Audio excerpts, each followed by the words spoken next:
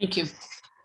Good evening, ladies and gentlemen, and welcome to the February 8th, 2022 Board of Selectmen meeting for the town of Wareham. May I have a roll call, please? All 5 selectmen present, as well as the town administrator. Thank you. Mr. Tropiano is having trouble with his video, but he is present and we recognize his voice. May I have the Pledge of Allegiance? Mr. Slavin.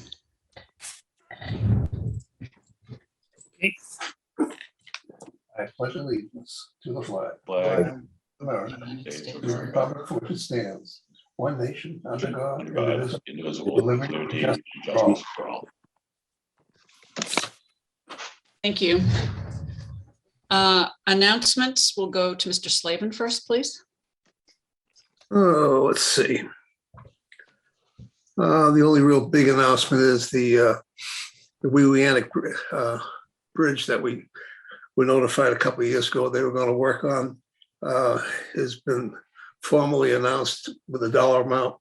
It's at 25% as far as the engineering and plans and everything else. I will have to be calling in to double check. If I remember correctly, a year or so ago, when this was being worked on, there was no bike path, separate lane. And since we're now looking at a bike path going down Route 6, I'll see if we can, if there is none, if we can somehow have it added to that particular project. The project is probably going to end up causing some traffic issue for probably 2 years, with one lane probably in each direction available, or one lane only in one direction, which means alternating traffic. The bridge is also supposed to increase in height somewhat, so boats can get underneath it, not only at low tide, but a little farther up because we have a marina on the other side. And I think that's all I have for right now under that. Thank you. Mr. Manise, announcements? No, I'm good, thank you. Thank you. Mr. Titlebaum, announcements, sir?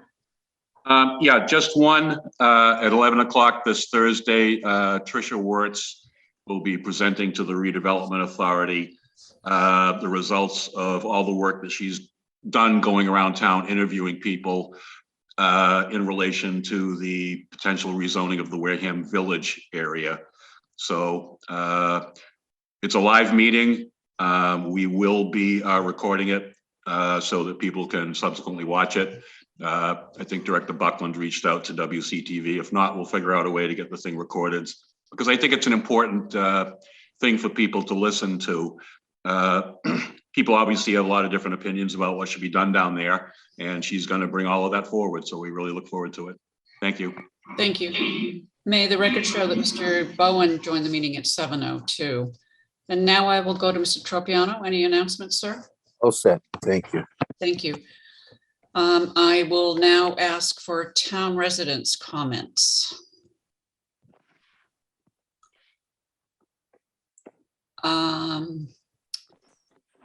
Ms. Hayes, would you let Ms. Hayes in, please?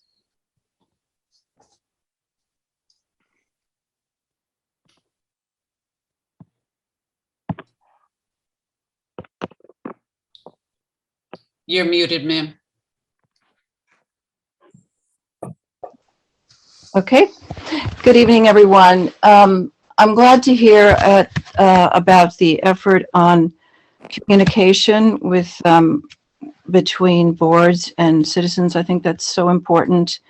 And I know for myself that I have gotten, I don't know if it's partly lazy, but there's been a reluctance to speak, especially about controversial issues. So I am bringing it to the table. I want to talk about the golf course, and I want to talk about coastal resilience and the environment. My son plays golf. Yes? Yeah, just, I would ask you to limit your comments to about maybe 4 minutes at the most. That's fine. I know I intend to. Thank you. Thank you. Cut me off when you're ready, okay? My son plays golf. He loves it. And my brother has non-Hodgkin's lymphoma, which is implicated with the use of glycophates, which is Roundup. And I've been reading a lot today to substantiate my gut feeling that golf courses have been not healthy places as far as the environment is concerned. And I have a very good article I'd like all of you to receive. The data says that up to 50,000, well, approximately 50,000 pounds of pesticides, insecticides, and herbicides are used on a single golf course in a year, which is about 6 times that used in agriculture. And all 3 that are typical, glyphosates like Roundup, the pyrochloride, chlorophoses, I don't have a specific name for that, but also 2-D4, which is the substitute for DDT.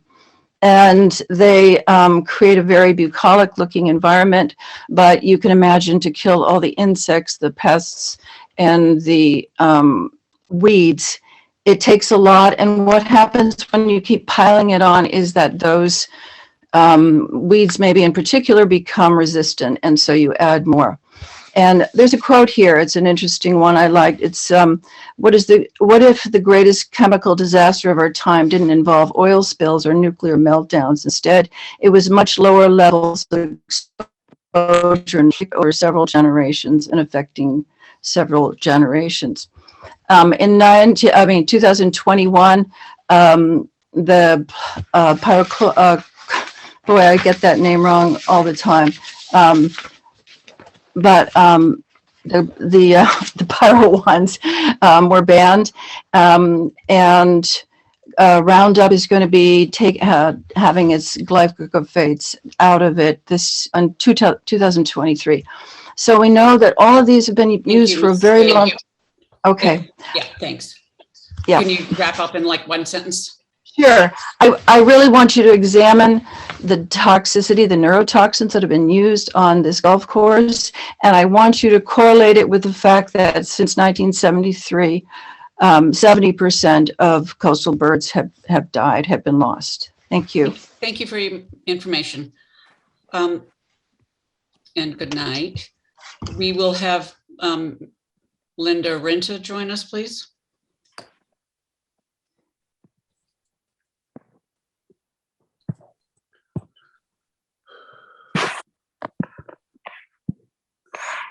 I'm going to do my announcements afterwards. I forgot all about them. Duh.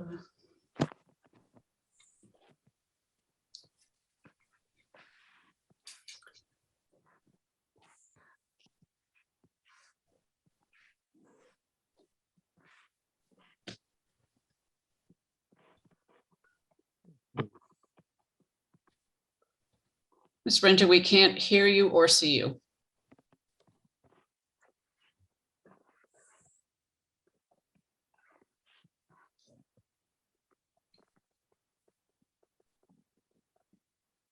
We should be able to hear you. You're not muted, but I still can't see you. But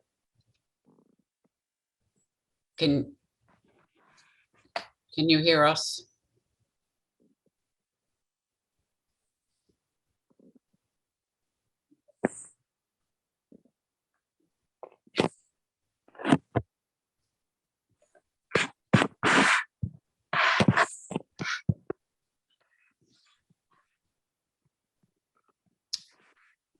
Can you try saying something, Ms. Renta, so we can see if we can hear you anyway?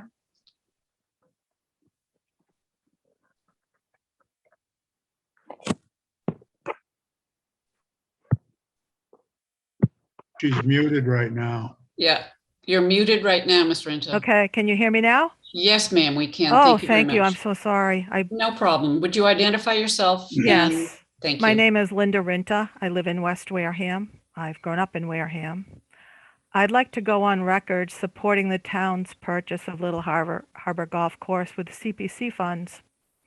Dick Bowler was my grandfather, and that was his farm. And if you're of a certain age, you might remember the old red farm. They raised chickens, sheep, pigs, grew sweet corn and vegetables sold at the stand. I found his deed the other day. He started farming there in 1949, and he farmed until 1963 when he was really too old for farm labor and had gone through a series of hurricanes.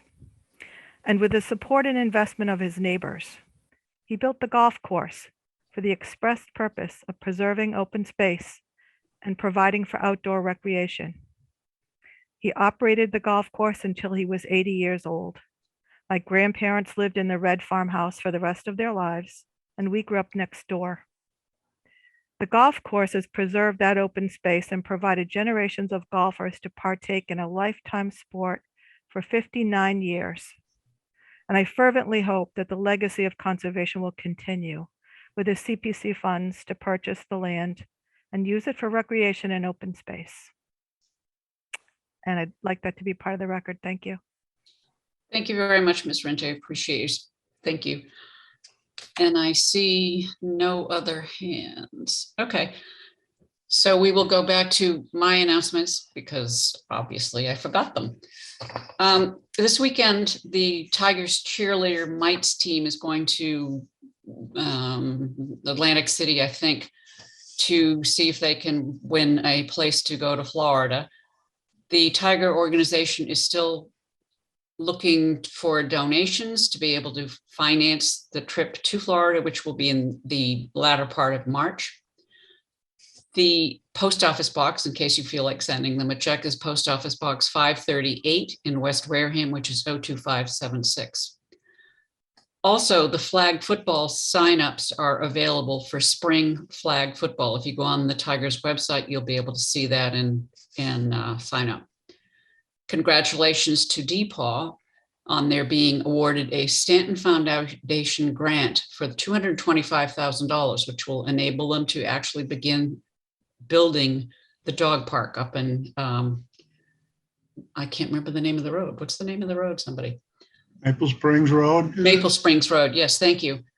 That was an idea that started out almost 8 years ago, I believe. So congratulations to them. And that's about all I have. Thank you. We will now move on to board comments.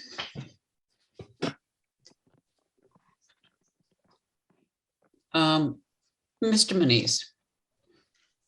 Let's see. On comments, I don't have a lot. I should have stated that I'll take it up under liaison reports. Okay, I'll just move on. I'll just do it in that one spot. How's that? that's fine. Thank you very much. You're Mr. welcome. Slavin. Well, thank you. There's a few things. First, there seems to be a push at the state level in some organizations that they're going to basically want to keep the Zoom process for seminars and meetings going forward and not actually cancel them out altogether. In my report later on with my usual state meetings on the second Tuesday of every month, there's actually coming forth from the governor's office an extension on, I think, till July 15th for elections change, that we had last time, making mail-in and other things available and early voting. And town meeting, they're also making some adjustments for town meetings to extend past as well. And also town meetings be able, I don't know how they're going to do it, but have remote participation for town meetings as being available, and also cutting the quorums from, I believe, whatever your quorum is, down to 10% of that level as well. So these will all be coming through shortly. The other thing that's a problem for Wareham and in a lot of communities really is our ability to process licensing for many different businesses and different issues. The way our system is set up, a lot of times these things get delayed for different reasons constantly because they come up with one issue after another. And it causes enough delays that a lot of towns like ourselves are getting a reputation for being extremely difficult to get things done in anywhere near a timely fashion. So I think we need to look seriously look at how we do things. And I'll give you of course, an example of extreme the other way. The Chinese have basically copied our economic system as far as how to become a world power economically. But they realized, looking at what the United States does with all our rules and regulations that we put in to make life difficult to get things put in place, they eliminate that obviously. In China, you basically listen to the government. You don't, as long as you don't complain about them, you get your work done. The first time you complain, of course, you go to jail. But the bottom line is, as an example, in about 3 weeks' time, they built a 57-story skyscraper building.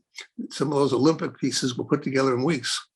So they don't have all these infrastructure rules and zoning. And one reason I bring it up is the MBTA has decided to put a new zoning piece in for housing.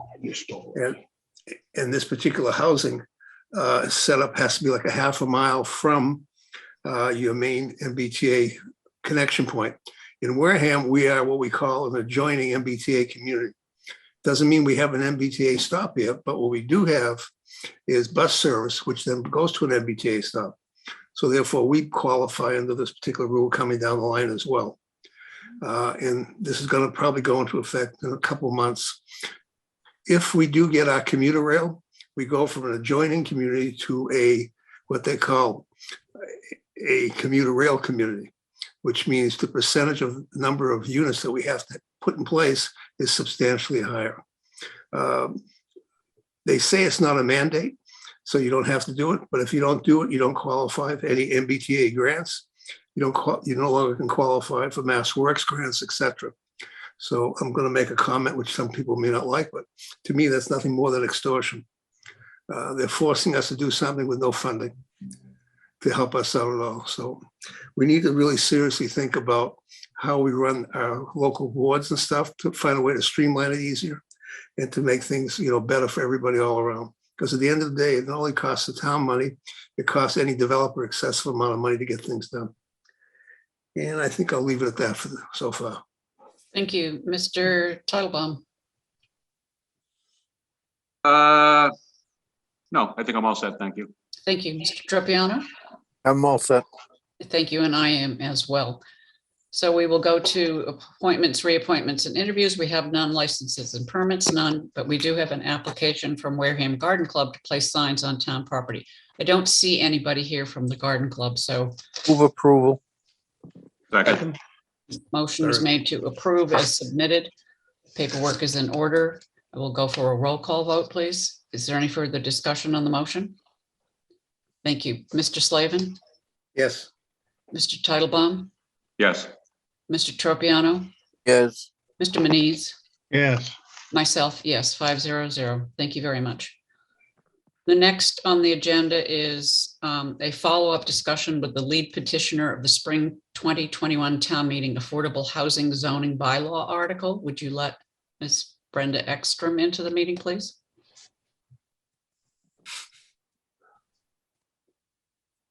Madam Chair, I think she might be under another person's info. I think she's under Miss Davis's.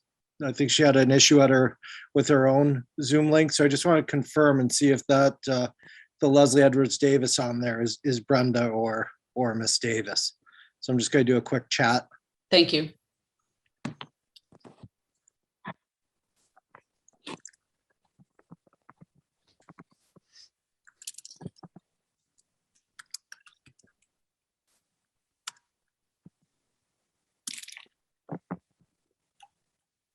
And I sent it to everybody, apparently. Okay, so it is Brenda. So would you let in the person noted as Leslie Edward Davis, please?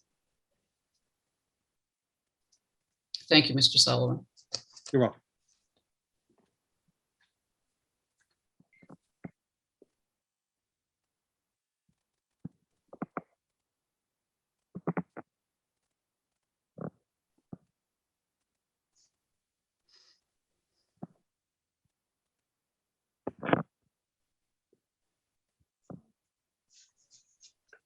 Thank you very much. I'm sorry.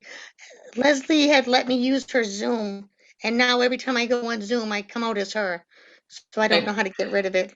Thank you. Would you identify yourself for the record? And you asked to be on the agenda to talk about a follow-up on the article that was passed at the town meeting. Yeah, Brenda Ekstrom.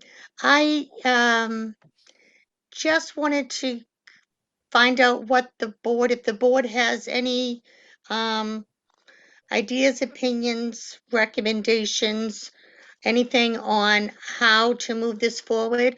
I have some ideas. My understanding is, which I found out today, that the town planner is speaking with DHCD. I don't know if any of you know anything about that, or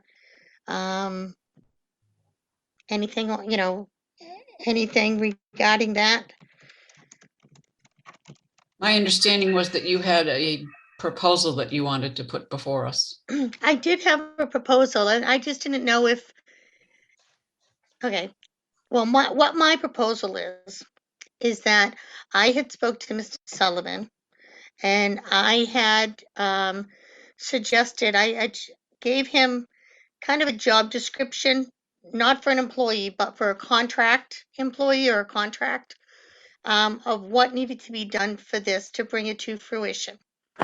And I suggested to him that if he put out an RFP, and if someone else answers it and can do it for nothing, then that's fine. Otherwise, I would apply for it, and I would do the information sessions for potential builders, homeowners, property owners, as well as the advertising and the seminars for people who are looking for places to live. I would do the, well, I've already done kind of the affirmative fair housing marketing plan. I've drafted them. I've spoken to DHCD. I've gotten their feedback on them. And so I just didn't know what the board, if the board had any thoughts, ideas on that. Mr. Manise, do you have any questions or comments, sir? Well, we had our Affordable Housing Trust meeting this morning, and Mrs. Ekstrom was there. And we had a little discussion about this, and that's where she found out that Mr. Buckland had been following up on it, trying to work through some of the concerns, not to the legality, but through the technical issues related to DHCD. And those needed to be addressed. And a lot of the AG's responses were that we should follow up with town council regarding some of these concerns in order to make the units SHI eligible. And that subsidized housing inventory eligible, so it would count towards the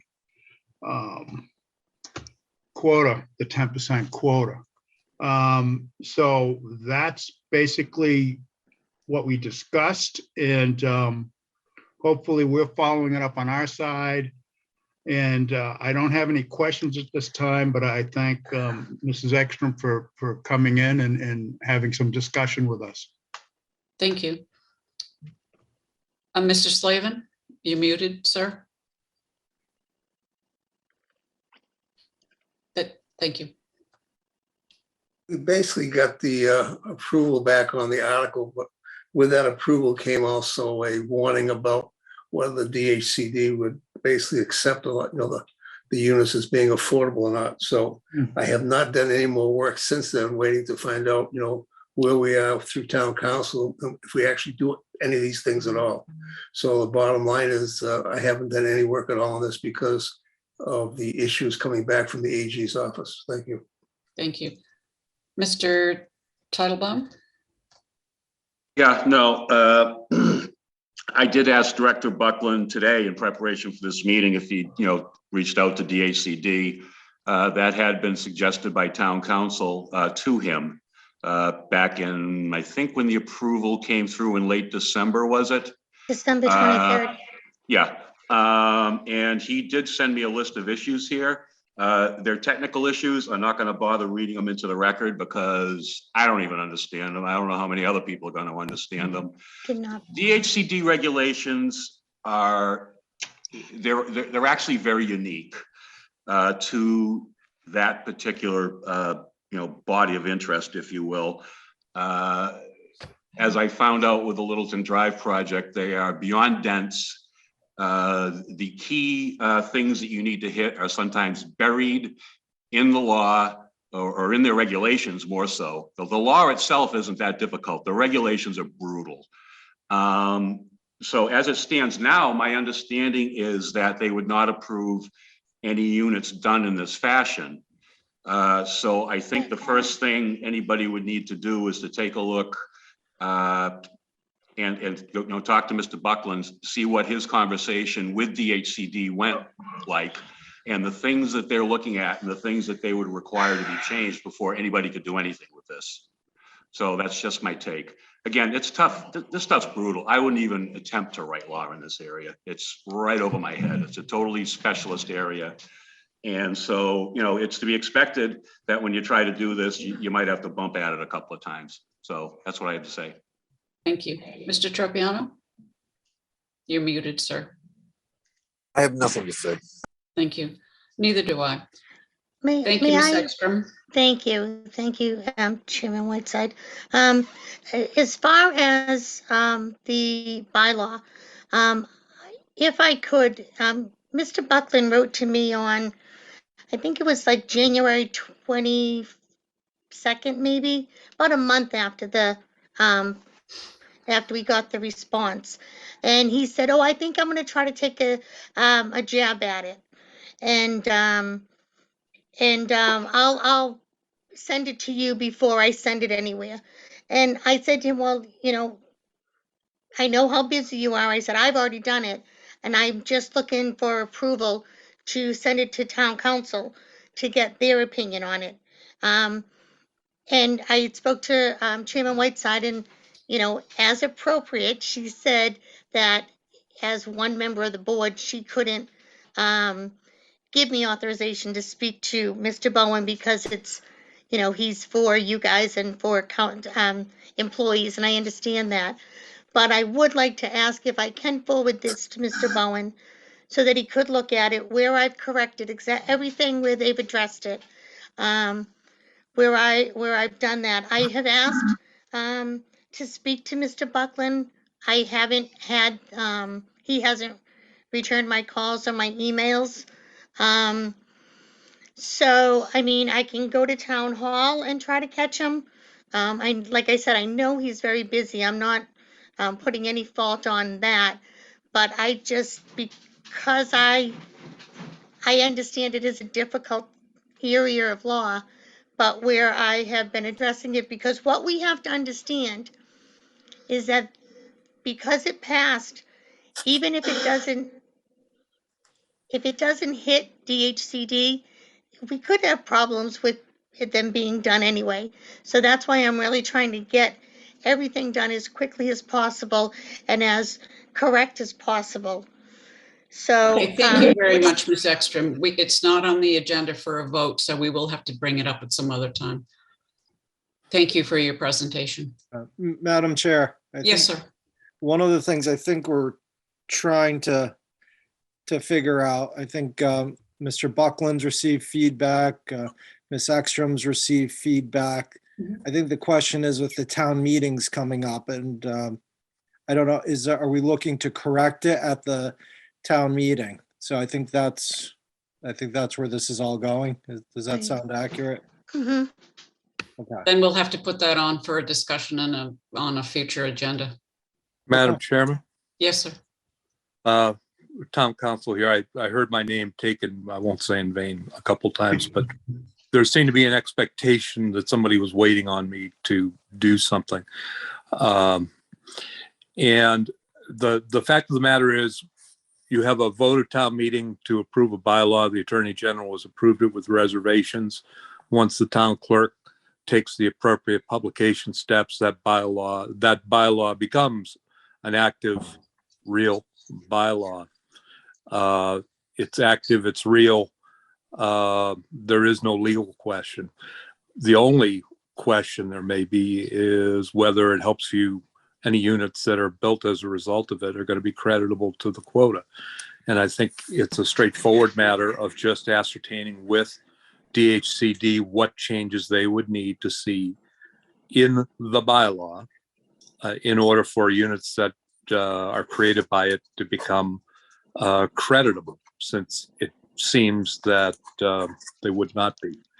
So I would suggest that to the extent that there are efforts being made towards revision, that they be made in the direction of DHCD, soliciting their input as to what it is they need to see changed in the bylaws so that units that are generated by this bylaw, which you now have, will count, since that was the avowed purpose of it. So to the extent anybody's waiting for my opinion, that's my opinion. Thank you. All right, I think, Thank you. Mr. Titlebaum? Yeah, just one further observation. It's possible that people could still go ahead under not necessarily this bylaw, but under the variance process to try to go back with the small lots. I understand they're no longer conforming, but 40B can push boards in certain directions. And as we know, when those boards deny 40B, when ZBA denies 40B, I don't recall a single occasion when somebody took it up on appeal to the Housing Appeals Committee and actually the town was sustained on that. I can remember that, we had special counsel at one point to deal with some of these issues, and the frustration he would have trying to take a ZBA or a planning board denial or something like that and deal with the Housing Appeals Committee. As soon as it was appealed, he knew he was going to go in and lose, because those cases just, the state preference is to go ahead with these things. We know that. So people can still proceed under the variance process if they want while they're waiting for this to get straightened out. So I'm just putting that out there. Thank you. All right, thank you, Ms. Ekstrom. I guess that Thank you. gives you sort of the idea of the direction that you need to take. Thank you. Good night. Thank you very Good much.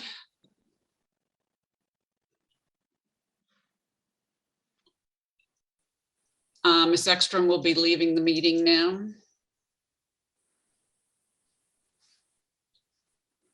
Okay. The next thing that we have on the agenda, Mr. Tropiano. You're muted, sir.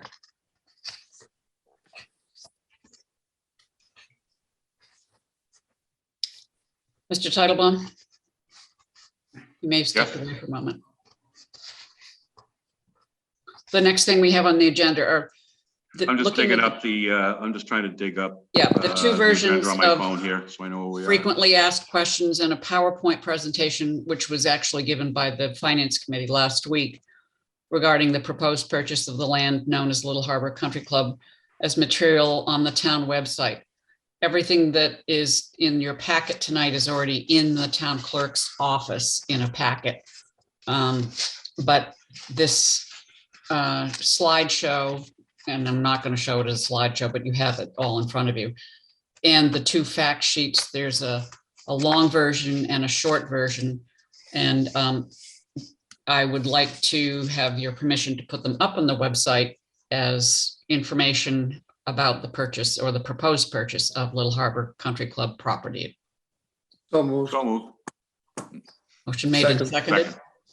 Third. Okay. Is there any further discussion? No? No, Okay. it's important that we get this up there so people can read it. Yep. All right, thank you. Any further discussion? No, I will go for a roll call vote, please. Mr. Manise. Yes. Thank you, Mr. Titlebaum. Yes. Mr. Tropiano. Yes. Mr. Slavin. Yes. And myself, yes. Thank you very much. And then we have two articles that are before us on a special town meeting. Mr. Tropiano. Yeah, we have discussion and vote to recommend the articles for the February 22nd, 2022 special town meeting. And I move that we recommend both articles. I Can may you do it one at a differently. time, Mr. Yeah. Tropiano? I would prefer that you did it Article 1 first and then Article 2 second, please. I will be happy to do it if that's what you'd like to have. Thank you. May I have a second? Thank you. Thank you. The motion is to, the first motion is to purchase the golf course for up to $2,600,000 in costs, which includes a $2,300,000 purchase of the property. There's been a motion and a second. Is there any further discussion? I will go for a roll call vote. Mr. Manise, Yes. Mr. Titlebaum, Yes. Mr. Tropiano, Mr. Tropiano. I said yes. Thank you. Mr. Slavin Yes, and myself, yes, 500. Thank you. And I'll take the second motion, Mr. Tropiano. I move that we approve the second portion, the second article, which is to use CPC funds as part of the purchase price. Thank you. Second for discussion. Motion made and seconded for discussion. I'll take your discussion, Mr. Tropiano, Mr. Titlebaum. Yeah, it does not seem to be a marriage that's going well so far between some members of the Community Preservation Committee and, this proposal. I stated previously my concerns about trying to do preservation while simultaneously trying to make profit. I just don't think those things mix particularly well. When you use community preservation funds, as we know, you're generally supposed to have some kind of a restriction on the property. And while I understand that that's a nice pot of money to access, that, $2 million that has already been collected from the taxpayers is probably a lot easier ask than going and saying, hey, we want 2 million more. But, to me, if you're going to run a golf course and you want it to be successful, like everything else we're learning in terms of economic development in this town, you need to bring people there and have them stay there. This is a lot of what we're hearing on the Wareham Village One ideas of what might go on with redevelopment in that area. So I just don't think it's a great idea to handicap ourselves and to say, well, it's going to be a golf course, and if not, it's just going to go back to nature. I personally think that there is additional value to be gotten from the land. I think it could be done in a way as to preserve 85% of the land in a natural state, while allowing maybe 15% to put up some residences, whether it be a few private homes or condos or something like that.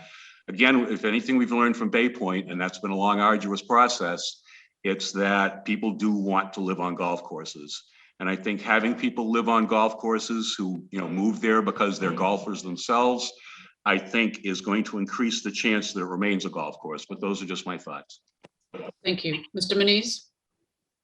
I think the golf course drives more than funding for the golf course. I think there's an economy up there with the homes and people that have moved there and rentals during the summers. I understand Selectman Titlebaum's concerns, and it's one of the things a lot of people are questioning.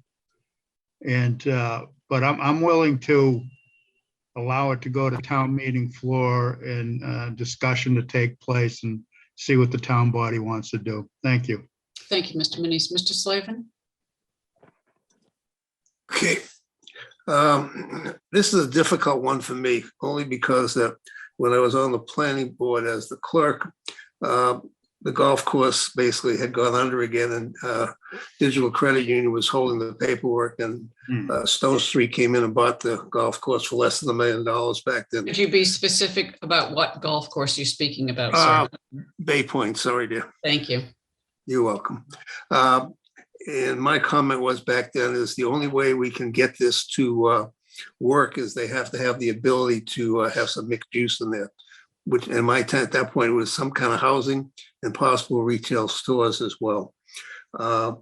We ended up going ahead and voting for it, and it's basically they've been able to survive because the golf course wouldn't get repaired or brought up to the standards it should be without having that retail homes in there to offset the income that they need. So in this particular case here, when it became available and the Audubon backed off for different reasons,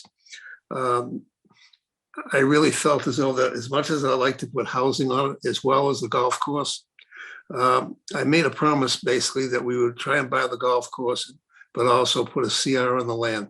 It's a little different. It goes against my business, feelings and stuff. I agree with Peter as far as what's available there. But at the end of the day, there's certain times we have to sit there and say it's not all about the money. It's really about, the area there, what people want. I spoke to some people who live around there.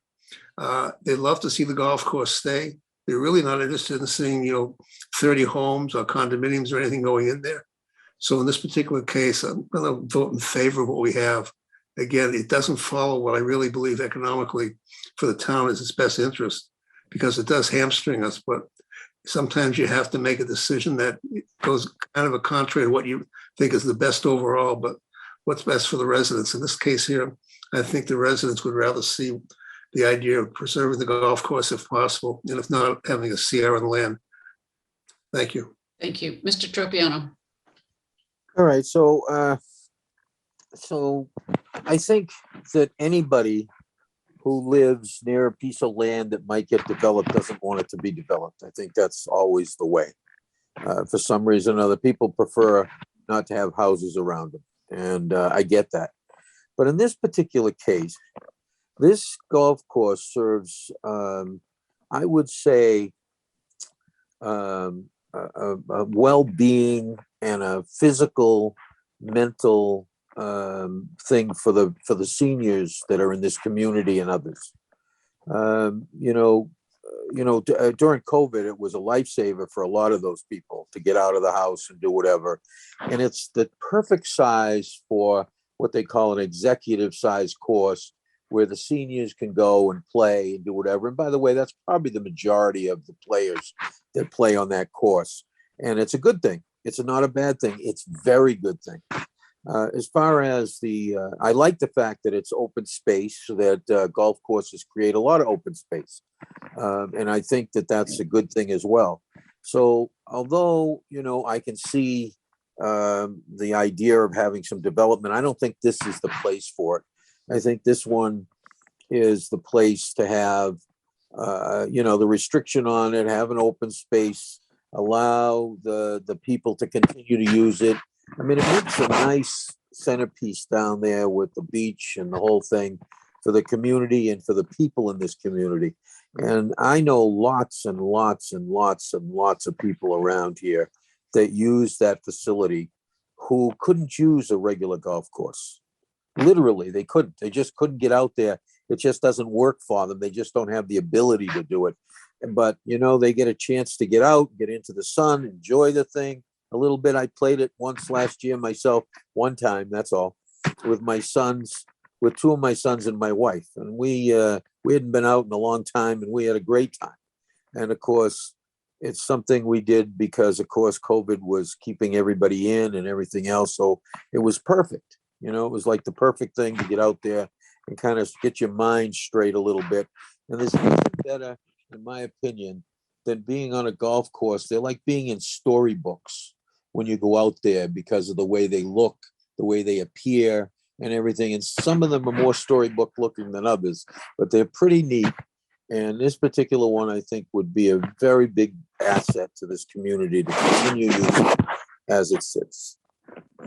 Thank you. I would add that this is a different kind of golf course than Bay Point. Bay Point had much larger footprint, and it is a different course, different kind of course, much more difficult course. The Little Harbor property, if you will, has been farmland since actually before Mr. Bowler bought it in whatever Ms. Brinta said in 1949. Actually, it was a farm before he bought it. So some of the things that I'm looking at when I look at the purchase of this property is that we are purchasing 54 acres of land that happen to have a golf course on it. And the golf course has been run for 60 years by the same group of people.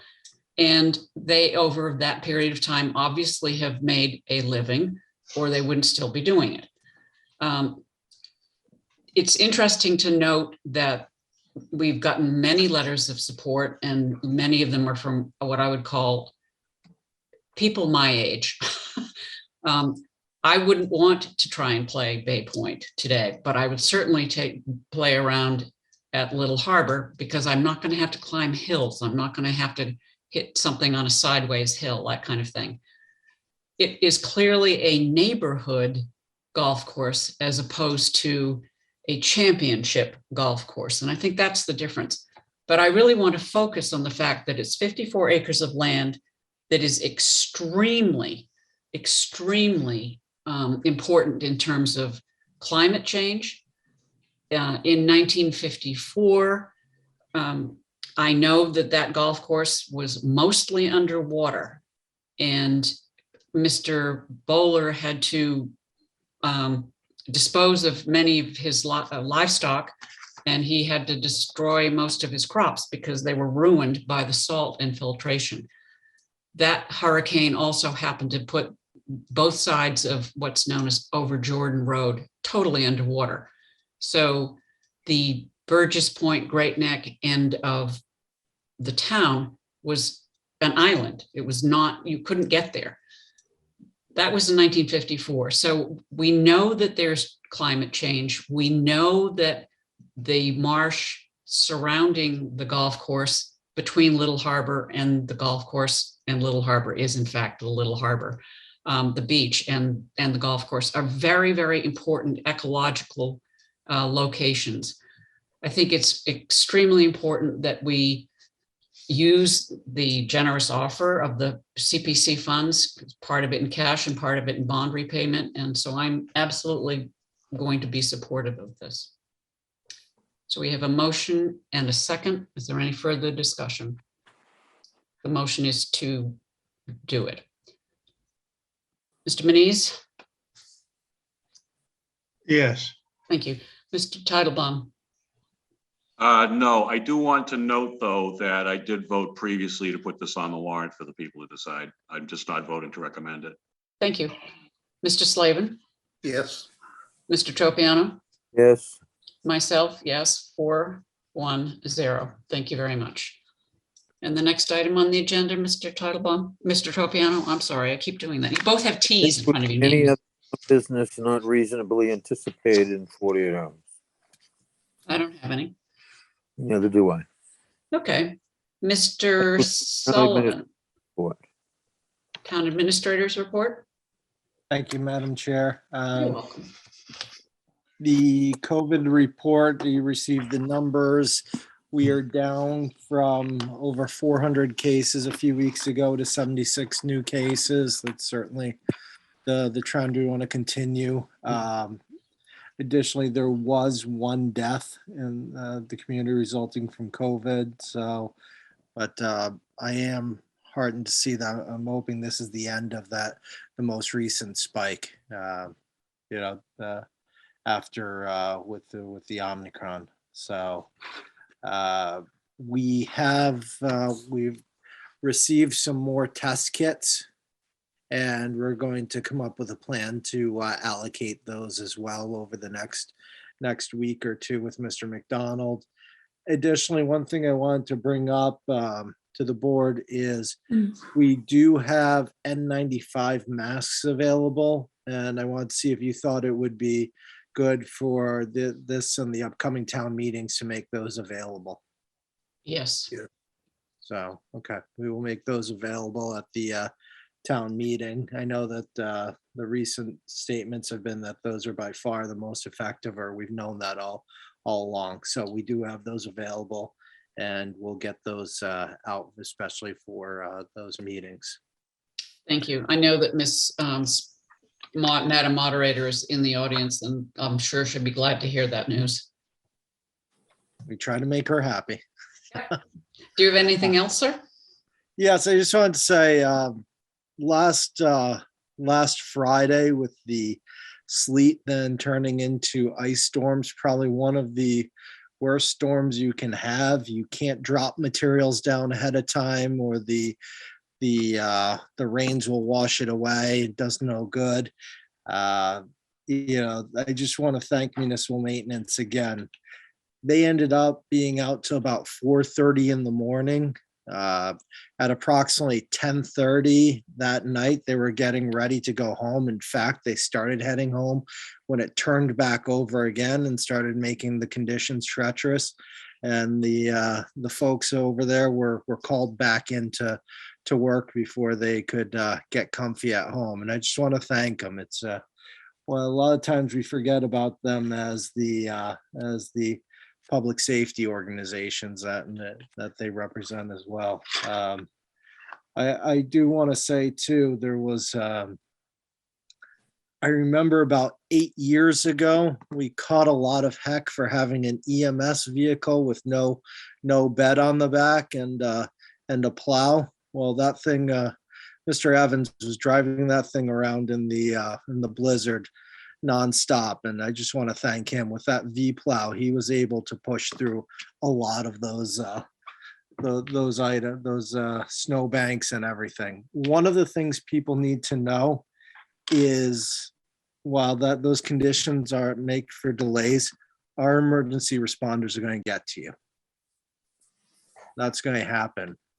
We did have one person call for ambulance services during the storm to verify that, just to make sure they could get there. Please do not do that.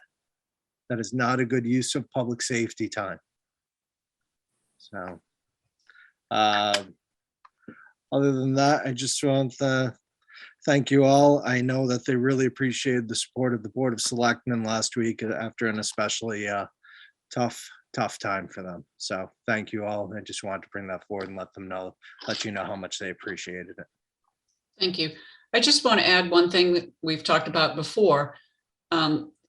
Municipal financing is extremely difficult to understand if you're not used to it. It's not like, your home bank account and your checking account and your savings account.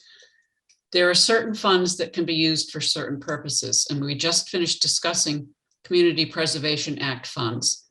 That is a pot of money, if you will. It is a surtax on our real estate tax. It can only be used for 4 certain categories: historic preservation, affordable housing, recreation, and open space.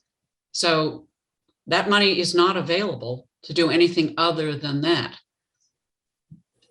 Mr. Sullivan is known throughout the town and probably throughout the Mass Municipal Association as one of the best budgeters in terms of building up our credit rating over the past 10 years. Because of the way that he has managed the town, he and his departments, we have an excellent bond rating now. We did not have that 10 years ago. So I want to compliment not only him and his department heads, but I want to just let everyone know that it has been a tough 10 years. And there are places where we would like to spend money, but the money has to come from the appropriate location, you will, or the appropriate budget item. I think that would be clarifying things, Mr. Sullivan. Madam Chair, too, one of the, and this is not a slight on our residents, it is just a reality and something we factor in. We had a recent S&P rating call. They take in a lot of factors. One of the biggest factors is the socioeconomic status of our residents, which boils down to ability to pay. And so we were obviously asking, hey, how do you get to AAA? We were talking about our reserves, what's been going on, how it's the stability within the community.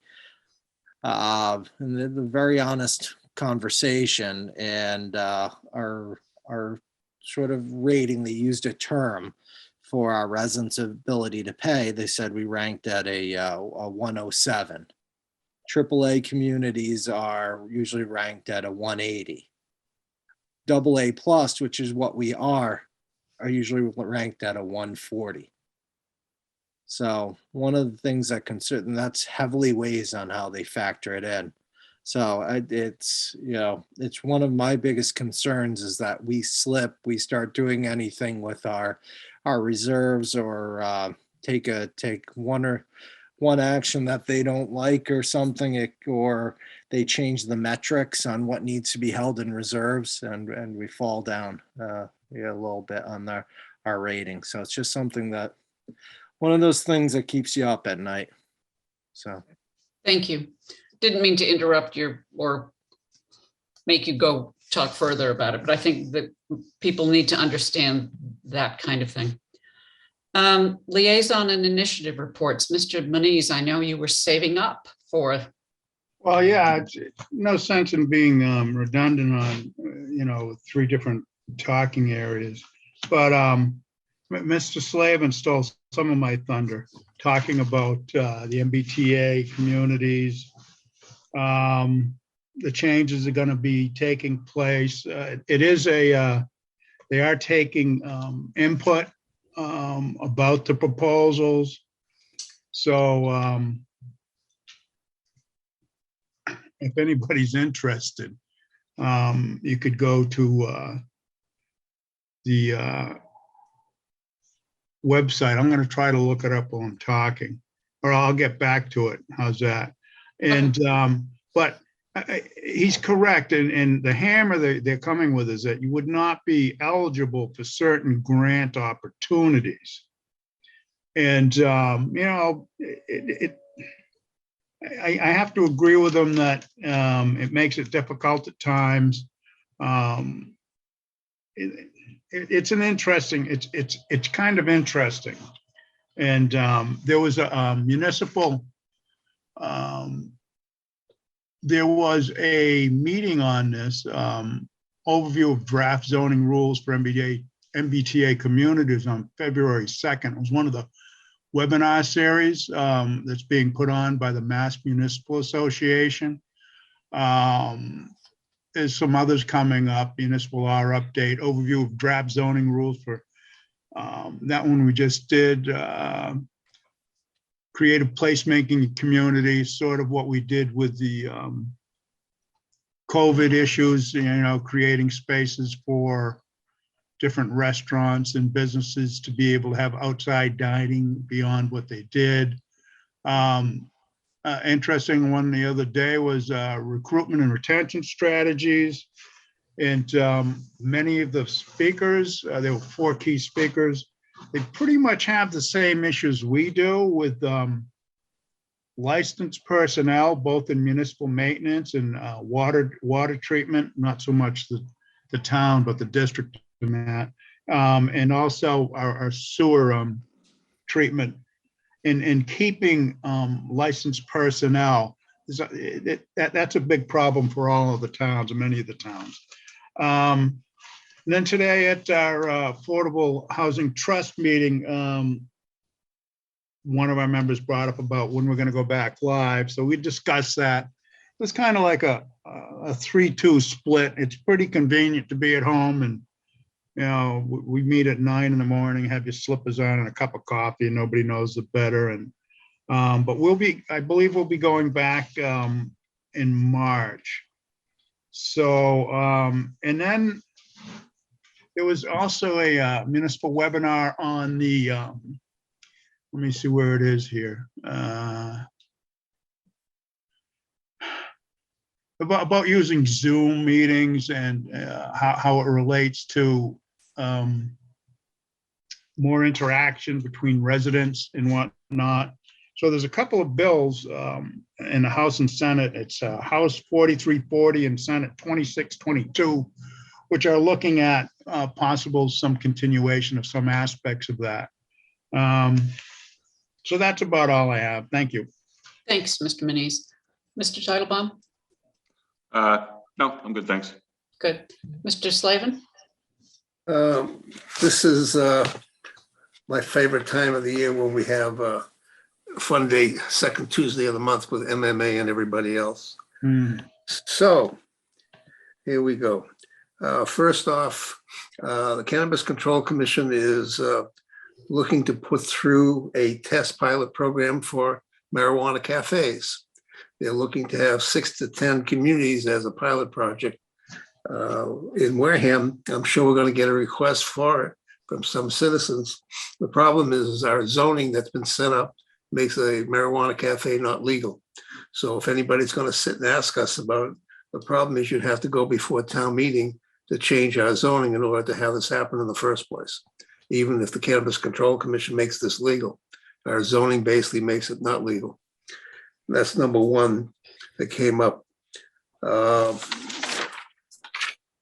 As Jim mentioned, it looks as if the state is probably going to allow combination hybrid meetings going forward into the future. It looks like they basically found that it's going to work out better overall. They're going that way.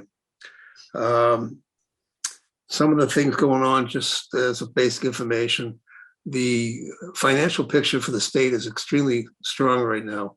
They're $28.4 billion up on the fiscal year from starting the fiscal year to this month here. Unfortunately, what they call unified government monies that we get, we're only getting 2.7% increase. The state is up like 40% overall, so we're not getting equal share, which was promised a while ago. So when people ask why we can't do things, it's real simple. We're not getting enough of an increase to even cover the inflationary costs that we're running into. Chapter 70 schools, they've actually done far better off than the town side. So their issues are not the same as ours at this point. There is monies from the ARPA program that allow us to spend money for schools, for high-vac systems if we have one. I mentioned to Mr. Sullivan about the possibility. We have the Hammond School. If we have an issue there, maybe we do something with that because the monies are available. There's loan forgiveness if you're doing sewer and water projects where you don't have to pay back money. There is, on the legislative stuff, there is, let's see what we got. There's $100 million that the governor has put out for COVID-related expenses. And I mentioned the town meetings. I'll try and get this done. It will affect town meeting as well. Extending that, Chapter 90, of course, is still at $200 million, which is the same as it's been for the last 10 years. So it doesn't give us much help there. And one thing that might be worthwhile is the bottle bill is actually moving along with additional items in the bottle bill. And they're talking about raising the deposit from 5 to 10 cents a bottle now. So that's coming down the line as well. One thing that may be a problem for us is what they call a stretch energy code. That's coming down the line as well. And that probably is going to cost us more money to build homes, et cetera, and maintain things. So that's another piece that's coming as well. Also on the cannabis control, unfortunately, they are looking at the host agreement packages that are out there now that already are in place or things that may be coming. They're looking at possibly of a prohibition on impact fees based on sales. Also, they want to go through and review all host agreements, especially the impact fees, to see if they are viable or not and actually can be justified. I've already mentioned about the MBTA issues that we have, and I think that's it. Everybody has a copy of the detail work that happened yesterday, and I forwarded to all the key pieces of the town administration as well. It's extremely important to watch these things because they have a direct effect on how we do things and monies that we're going to spend in the future. That's it for me for today. Thank you very much. Madam Mr. Chair, there was Yes, just sir. one, and I'm sorry to interrupt. There was one thing, I think just clarifying in case the electronic participation town meeting, that's for representative town meeting, right?